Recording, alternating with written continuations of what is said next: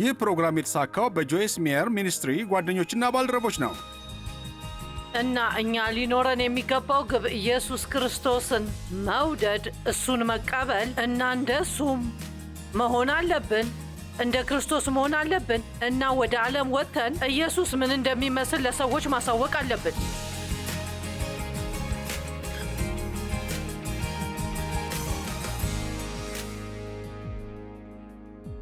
ታውቃላችሁ፣ ታማኝነት እየጠፋ ያለ ገጸ ባህሪያት ዝርዝር ውስጥ ያለ ነገር ነው። እናንተ እንደምታውቁት ወይም እንደማታውቁት አላውቅም። በአሁን ጊዜ ህብረተሰባችን በጣም ብዙ ችግሮች ውስጥ ነው። ምክንያቱም ሁልጊዜ በደንብ ማሳየት ያለብን ባህሪያት በየጊዜው እየጠፋ ነው። ቋሚ በሆነ ውድቀት ላይ ነን እና በዓለማችን ላይ ጥሩ የሆነ ገጸ ባህሪያት የሚቀርጽ ሰው ካለ አማኝ መሆን አለበት። ምክንያቱም በአሁን ጊዜ ለመማር ተስፋ የምናደርግበት ብቸኛው ቦታ ከእግዚአብሔር ቃል ነው እና በቤተ ክርስቲያናችን ውስጥ በጣም ብዙ ማስተማር ያለብን ነገር ነው። እግዚአብሔር በመጀመሪያ ጊዜ ይህንን ሚኒስትሪ በልቤ ውስጥ ያስቀምጥ አስታውሳለሁ እና ይሄ ለእኔ በጣም ይገርመኛል። እግዚአብሔር ምን ያህል ጠቃሚ የሆነ ነገር በልቤ ውስጥ እያስቀመጠ እንደነበር በጊዜው ያስተዋልኩት አይመስለኝም። እግዚአብሔር በልቤ ሲያናግረኝ የተሰማኝ እንደዚህ ነው። እንድታደርጊ የምጠይቅሽ 3 ነገሮች አሉና የምታደርጊያቸው ከሆነ ሚኒስትርሽ የተባረከ ይሆናል። አሁን አስታውሱ፣ ይህ ከ42 ዓመት በፊት ነበር። እኔን የነገረኝ ነገር ይሄ ነው።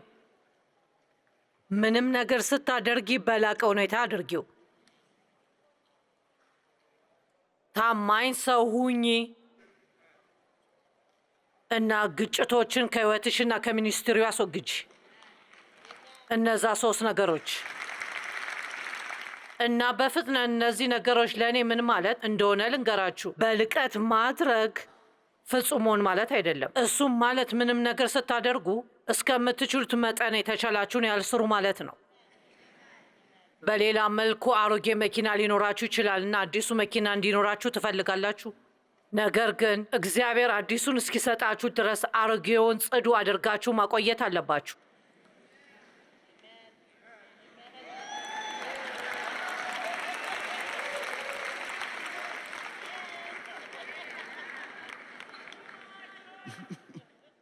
ብዙ ሰዎች እንደዚህ ብሎ ያስባሉ። ይሄ ለእኔ ምንም አይጠቅመኝም። ሴትዮ፣ እውነተኛ የሆነ ችግር አለብኝ። ስለ ችግሮች አውሪ። አያችሁ፣ ዛሬ እያወራሁ ያለሁት ስለ ባህሪ የሚያወራ ጠቃሚ ጉዳይ ነው እና ምንም ነገር ያስፈልገናል ብለን ብናስብ በጣም ጠንካራ አምላካዊ ባህሪ ከሌለን ሌላውን ነገር መጠበቅ አንችልም። ስለዚህ በጣም አስፈላጊ በሆኑ ነገሮች መጀመር አለብን እና መጽሐፍ ቅዱስ እንደዚህ ይላል፣ ከፍሬያቸው ታውቃቸዋላችሁ። ከፍሬያቸው ታውቃቸዋላችሁ። ጥሩ የሆነ ዛፍ መጥፎ ፍሬ አይሰጥም፣ ጥሩ የሆነ ፍሬ ይሰጣል። እውነቱን ለመናገር እኔ እንደማስበው ሰዎች ክርስቲያን ከሆናችሁ ሰዎች ለትንሽ ጊዜ አብረዋችሁ ከሆኑ በኋላ እናንተ አማኝ እንደሆናችሁ ሳትነግሯቸው እናንተ ለየት ያላችሁ እንደሆናችሁ ማወቅ አለባቸው።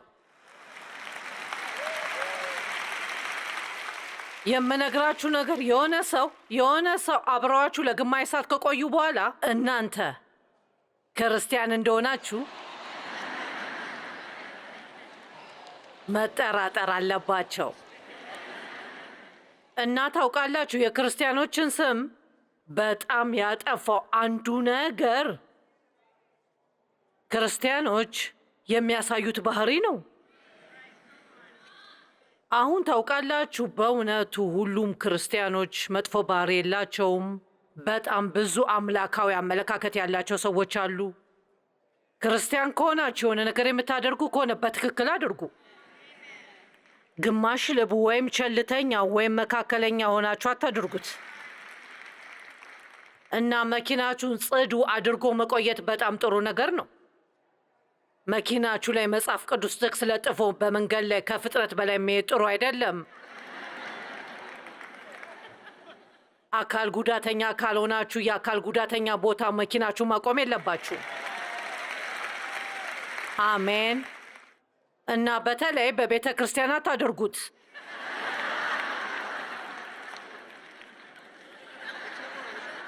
ሰማችሁኝ? ዛሬ ከሰዓት እናታችሁ ሆናለሁ። እሺ? ምክንያቱም እኔን የሚያሳስበኝ ነገር ይሄ ነው። እንደምገምተው ከሆነ ቢያንስ የቅርብ 2 ትውልድ ሰዎች ይሄንን ሳይሰሙና ሳያዩ አድገዋል። ማን እንደሆነ አልነግራችሁም፣ ምክንያቱም ያንን ካደረግኩኝ ስሙን ታውቆታላችሁ። ከ2 ዓመት በፊት በአንዱ ኮንፈረንሴ ውስጥ በጣም ታዋቂ የሆነ ሰባኪ ነበር።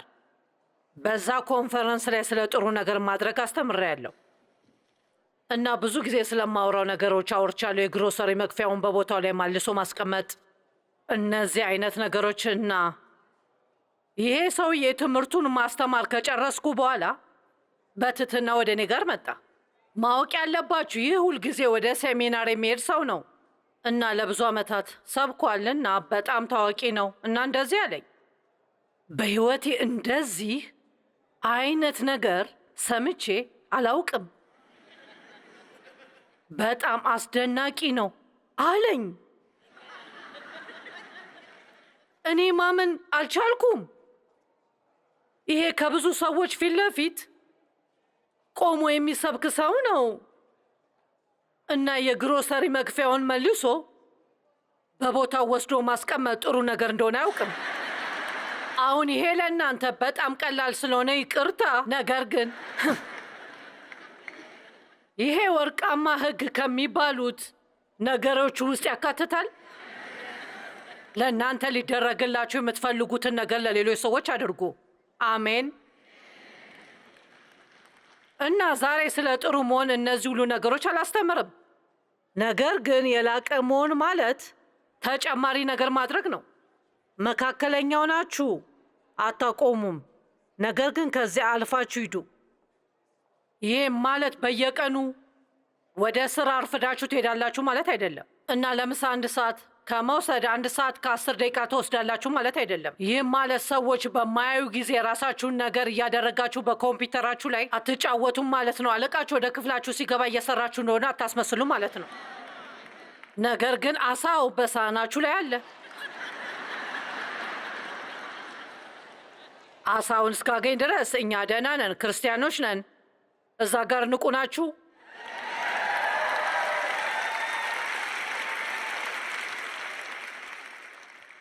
ለምን እንደሆነ አላውቅም። ነገር ግን እግዚአብሔር ይህን እንዳደርግ ከጠራኝ ጊዜ ጀምሮ በእንደዚህ አይነት ነገሮች እኔን ለመርዳት በጣም ብዙ ጊዜዎችን ተጠቅሟል። ቃላችሁን መጠበቅና ሰዎችን አደርጋለሁ ያላችሁትን ነገር ማድረግ በጣም ጥሩ ነገር ነው። አሜን። ዛሬ ጠዋት ማሰብ ስለሌለብኝ ነገር እያሰብኩኝ ነበር። አንዳንድ ጊዜ እግዚአብሔር ልረሳው እየሞከርኩኝ ያለ ነገርና ብረሳው ብዬ የምመኘው ነገር ያስታውሰኛል። ነገር ግን ልክ እንደዚህ አይነት ነገሮች ለጀርባ አካላዊ ሕክምና ለማድረግ እየሄድኩ ነበር። ከሆነ ሴትዮ ጋር ብዙ ጊዜ ክፍለ ጊዜ ነበረኝና እየተሻለኝ ነበር። እሷ ራሷ ቀዶ ሕክምና ልታደርግ ነበር። ስለዚህ እኔ ለ6 ሳምንት ያው እንዳልመጣ ተስማማን። ከዛን ተመልሼ መጥቼ ለውጧና ያለው አሁን ደህና ስለሆንኩኝ ተመልሼ መሄድ አልፈልግም እና እውነቱን ለመናገር እኔ ብሄድ ወይም ባልሄድ ምንም የሚሰማት አይመስለኝም። ነገር ግን ወደ እሷ ጋር ሄጄ ለውጧን እመለከታለሁ ብዬ እንደነገርኳት እግዚአብሔር አስታወሰኝ እና እንደማምነው ከሆነ እናንተ ሞኝ ናት ብላችሁ ታስቡ ይሆናል። ነገር ግን እንደማምነው ከሆነ አደርጋለሁ ያልኩትን ነገር የማላደርግ ከሆነ በተለይ እግዚአብሔር ካስታወሰኝ በኋላ ካላደረግኩት በሕይወቴ ውስጥ መቀባትን ክፉኛ ይጎዳዋል ብዬ አምናለሁ።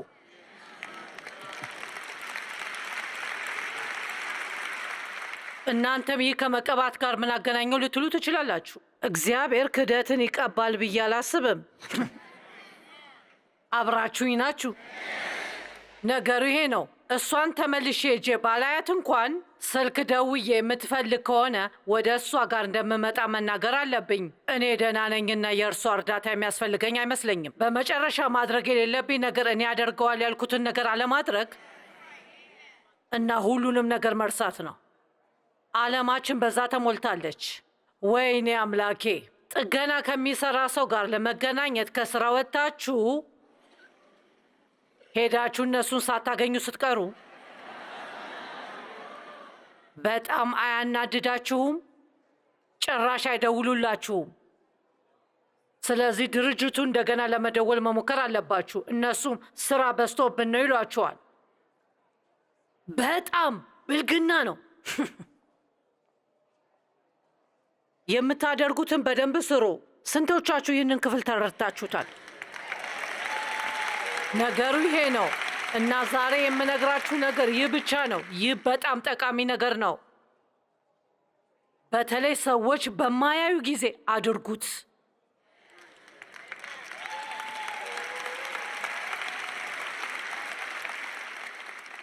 ምክንያቱም ሰዎች በማያዩ ጊዜ ያላችሁ ማንነት እውነተኛ ማንነታችሁ ነው። ሰማችሁኝ? ሰዎች በማያዩ ጊዜ ያላችሁ ማንነት እውነተኛ ማንነታችሁ ነው። ሰዎችን ለማስደነቅ የምናደርገው ነገር ስለኛ ብዙም አይናገርም። ሰዎች በማያዩን ጊዜ የምናደርገው ነገር ነው። ምክንያቱም እግዚአብሔር ሁል ጊዜ እንደሚመለከተን እንገነዘባለን እና ከሁሉም በላይ ማስደሰት ያለብን እሱን ነው። ሽልማታችን የሚመጣው ከእሱ ነው። እኛን ከሚመለከቱ ሌሎች ሰዎች አይመጣም። የምነግራችሁ ነገር በትንሽ ነገሮች ታማኝ የምንሆን ከሆነ ታውቃላችሁ፣ እግዚአብሔር የትልቅ ነገሮች መሪ ያደርጋቸዋል። ደግሜ ማለት እፈልጋለሁ፣ በትንሽ ነገሮች ታማኝ የምንሆን ከሆነ እግዚአብሔር የትልቅ ነገሮች መሪ ያደርጋቸዋል።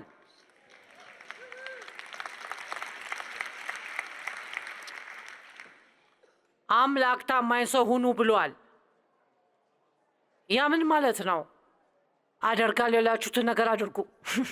ታማኝ ሁኑ። ብዙ ጊዜ ዝም ብለን እናወራለን። ከተወሰነ ሳምንት በኋላ ደውልንና አብረን ምሳ እንበላለን። እናንተ ለእነሱ የመደወል አብራችሁ ምሳ መብላትም አትፈልጉም። እናንተ የምትናገሩትን ነገር እያስተዋላችሁ አይደለም። ዝም ብላችሁ በቦታ አየር እየሞላችሁ ነው። አሜን። አንድ ጊዜ በፍሎሪዳ ቤተ ክርስቲያን ውስጥ ስሰብክ አስታውሳለሁ። የሚሰብኩ ባልና ሚስቶችን ወዳቸው ነበርና ወደዛም ለጥቂት ጊዜ ሄደናል። እኔም አንዳንዴ ለምን ወደ ሴንት ሉዊስ ለምን አትመጡም? አብረን እንቆያለንና የቀስቱን ሕንፃ እንድትወት ወስዳቸዋለሁ ምናምን አብረን ብዙ ቀን እናሳልፋለን አልኳቸው። የተወሰኑ ሳምንቶች ካለፉ በኋላ ደውለው እንደዚህ አሉ፣ ለመምጣት ዝግጁ ነኝ። እኔም የሚሄዱት የት ነው ብዬ አስብ። ወደ ቤቴ እንዲመጡ አልፈለግኩም።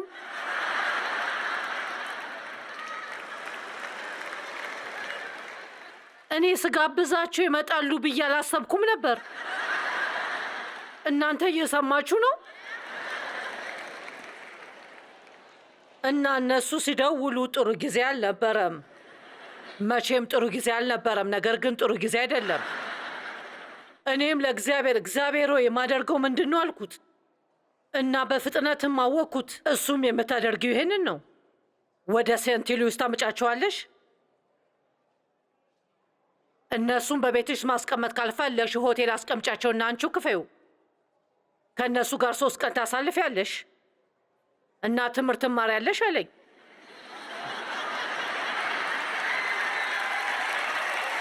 ሰማችሁኝ? እውነትሽን ያልሆነ ነገር ማለትሽን ማቆም ትማሪያለሽ። ምን እንደሆነ ታውቃላችሁ? ቤተሰቦቼ እንደምገምተው የቻሉትን ያህል አድርገዋል። ነገር ግን ጥሩ ቤተሰቦች አይደሉ። አባቴ በዳይ ብቻ ሳይሆን ነገር ግን እናቴ ታግሳው ነበርና ታማኝ የሆነች መስሏት ነበር እና እሷ የነበራት ታማኝነት ሳይሆን ሞኝነት ነው። ምክንያቱም ሕይወቷን አበላሽታለችና። በእግዚአብሔር ጸጋ ምክንያት የኔ አልተበላሸም፣ ነገር ግን የወንድሜ ሕይወት ተበላሽቷል። ታማኝ የሆናችሁ መስሏችሁ ሰዎች እንዲበድሏችሁና እንዲጎዷችሁ ከፈቀዳችሁ እነሱን እየረዳችሁ አይደለም። በግንኙነት ውስጥ ይሄ ታማኝነት አይደለም። ነገር ግን ቤተሰቦቼ አስቀምጠውኝ ስለ ሕይወት መርሆች ሲያስተምሩኝ አላስታውስም። ይህን ነገር ትምህርት ቤት አትማሩትም? ከዛ ስትወጡ መቼም የማትጠቀሙትን ብዙ ነገር ትማራላችሁ። ተምራችሁ ወጥታችሁ ገንዘባችሁ እንዴት መቆጣጠር እንዳለባችሁ ወይም እንዴት መናገር እንዳለባችሁ ላታውቁ ትችላላችሁ። በሕይወታችሁ ውስጥ ለውጥ የሚያመጡ ነገሮችን ማንም አይነግራችሁም፣ ምክንያቱም እግዚአብሔር እንድታውቁ የሚፈልገውን ነገር ለመናገር ፍላጎት የላቸውም። ብዙዎቻችሁ ልክ እኔ እንደነበርኩት ናችሁ። ከምንም ነገር ከተማራችሁ ከእግዚአብሔር መማር አለባችሁ። አሜን። እና እኛ ሊኖረን የሚገባው ግብ ኢየሱስ ክርስቶስን መውደድ ነው። እሱም መቀበልና እንደሱም መሆን አለብን። እንደ ክርስቶስ መሆን አለብን። እና ወደ ዓለም ወጥታችሁ ኢየሱስ ምን እንደሚመስል ለሰዎች አሳውቁ። ኢየሱስ እኔን ያየ አብን አይቷል ብሏል። እኛ በሆነ መልኩ በትንሹ እኔን ካያችሁ በትንሹ ኢየሱስን አይታችኋል ማለት አለብን።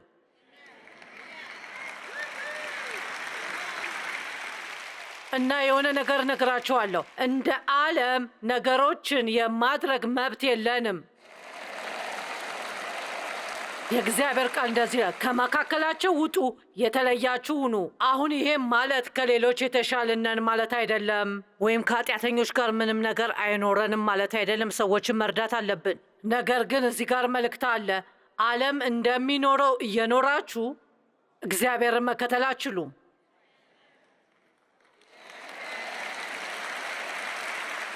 በአሁን ጊዜ የተወሰናችሁት ሕይወት በትንሹ አምልጦኝ ይሆናል፣ ነገር ግን በመጨረሻ ደስተኛ ትሆናላችሁ። ይሄ አንዱ ውይ ሃሌሉያ ፕሮግራም ነው። እዚህ ያላችሁ ውይ ትላላችሁ። ከሆነ ጊዜ በኋላ ሃሌሉያ ይህን ስለተማርኩኝ ደስ ይለኛል ትላላችሁ። አሜን። ከዛን ሌላው ነገር ጭቅጭቅ ነው። በጣም ብዙ ቤቶች ውስጥ ብዙ ጭቅጭቅ አለ። አንዳንድ ሰዎች ያ ምን እንደሆነ አያውቁም። ሰዎች ታማኝነት ምንድን ነው ብለው እንደሚጠይቁኝ ታውቃላችሁ? በመንገድ ላይ ካሜራ ወስዳችሁ ታማኝነት ምንድን ነው ብላችሁ ብትጠይቁ እና ብዙ ሰዎች ምን እንደሆነ አያውቁም።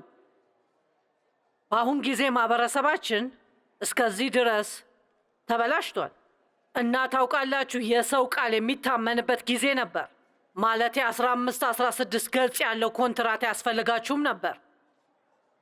በአሁን ጊዜ ጥርሳችሁን ለማጽዳት መፈረም ያለባችሁ ነገር በጣም ያስገርማል። ለአካል ሕክምና ሄጄ ነበር። ማለቴ አሁን እግሬ ላይ ሕክምና እያገኘው ነው። ይሄኛውና ሌሎች ነገሮች የሚያሙበት ደረጃ ላይ ነበርኩኝ እና አንዱ ጥያቄ በአባታችሁ ቤተሰቡ ስንት ሰዎች አሉ የሚል ነበርና እኔም ይህ ለእግሬ ሕክምና ከማግኘት ጋር ምን ያገናኘዋል ብዬ አሰብኩኝ። ከዛን ስሜን በግምት 12 ቦታዎች ላይ ፈረምኩኝ። በትክክል ምን እየፈረምኩ እንደነበረ አውቃለሁ። ይህንን ሕክምና ሲያካሂዱ ቢገሉኝ የእነሱ ጥፋት አይደለም።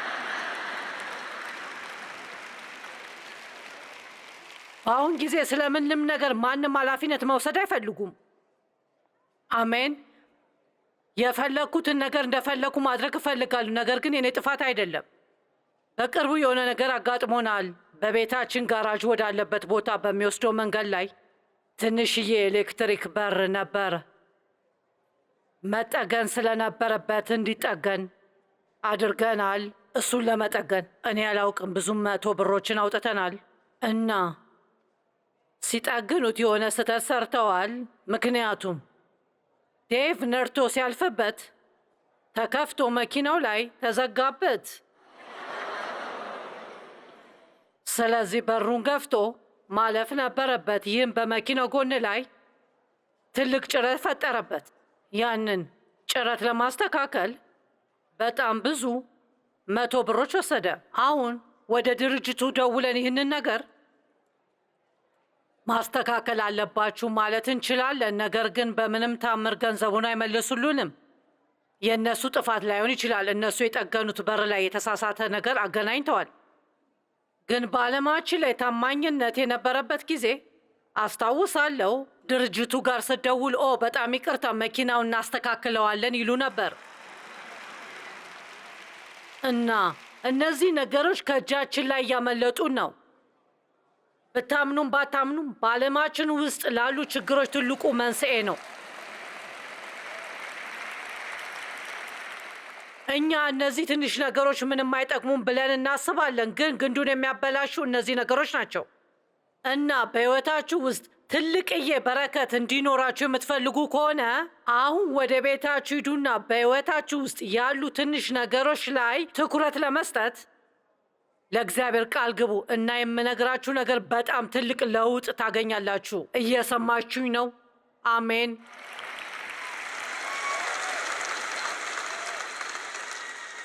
ታማኝነት። ታማኝ የሆነ ሰው የጀመረውን ነገር የሚጨርሰው ነው። ቃላቸውን ይጠብቃሉ። የሆነ ነገር አስደናቂነቱ ወይም አዲስነቱ ሲያልፍ አያቆሙም።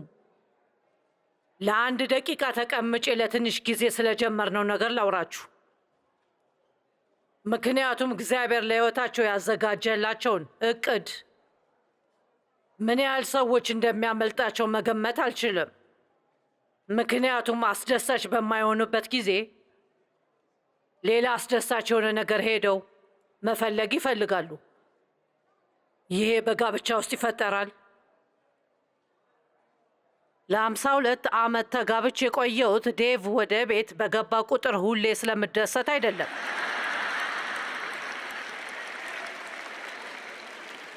እናንተ እየሰማችሁኝ ነው? እነዚህ አጓጊ ስሜቶች በሌሉ ጊዜ ያንን ሰው አትወዱትም ማለት ይመስላችኋል። ያ ፍቅር አይደለም። ያ በአካላዊ መሳብ የሚመጣ አስደሳች ነገር ነው። ነገር ግን ፍቅር ከአካል መሳብ በላይ ነው።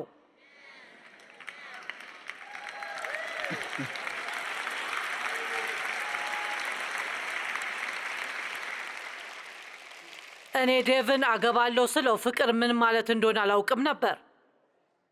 በሕይወቴ በጣም ስለተበደልኩኝና ታማኝ ካልሆነ ሰው ጋር መጥፎ የሆነ ትዳር አሳልፌያለሁ እና 18 ዓመት ከአባቴ ጋርና እብድ ከሆነ ከሌላ ሰው ጋር 5 ዓመት አሳልፌያለሁ።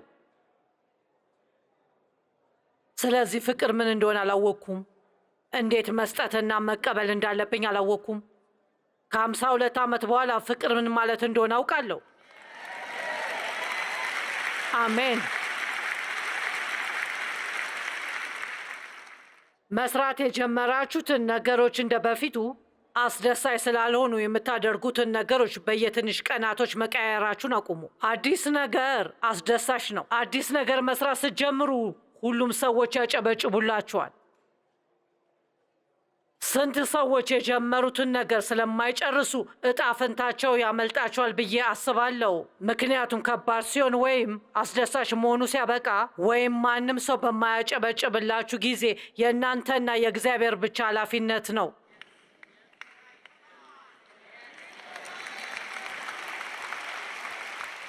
እዚህ ቁጭ ብላችሁን የመስማት ቀላል ነው። እኔ ስራውን እየሰራው ነው።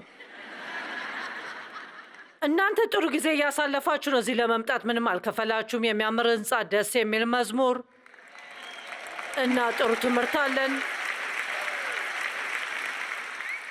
የእናንተ ስራ የሚጀምረው ከዚህ ወጥታችሁ ወደ ቤታችሁ ስትሄዱ ነው። ከዛን ምን ታደርጋላችሁ?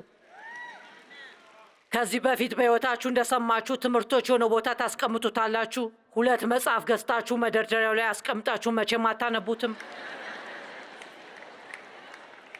ወደ ጆይስ ማይክ ኮንፈረንስ ሄጃለሁ ትላላችሁ። ወይስ ምናልባት በእርግጠኝነት ከ3 ሰዓት ስብከት ውስጥ 3 ነገሮች ወይም 2 ነገሮችን ወስዳችኋል። አንድን ነገር እንኳን እቀበላለሁ። ቤታችሁ ወስዳችሁት እግዚአብሔር በዛ ነገር ላይ ለውጥ እስክታመጡ ድረስ እስኪረዳችሁ ድረስ ማድረጋችሁን ትቀጥላላችሁ። አሜን።